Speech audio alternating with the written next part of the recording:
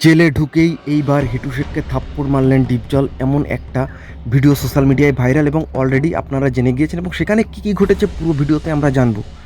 ডিপজল কিন্তু হিটু শেখের সঙ্গে দেখা করতে যায়নি, সে গিয়েছিল তার মনের যে ক্ষোভ সেটা প্রকাশ করতে এবং সে জেলখানায় ঢুকেই হিটু শেখকে ডাইরেক্টলি বলল, এই হিটু, তুই কি মানুষ? তুই কি করেছিস? কোনো পশুরাও তো এরকম করে না, তোকে দেখে তো পশুরাও লজ্জা পাবে। আমি আমার দীর্ঘ ভিলেন জীবনে যত অপকর্ম করেছি সেটা তো ভিলেন পর্দায় তো আমি তোর মতো এতটা নৃশংসতা করিনি, তুই কি মানুষ?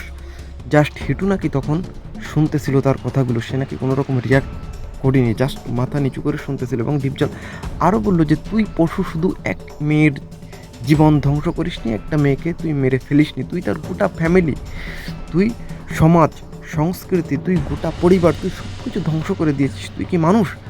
তোদের জন্য আজকে সমাজে পুরুষরা কলঙ্কিত।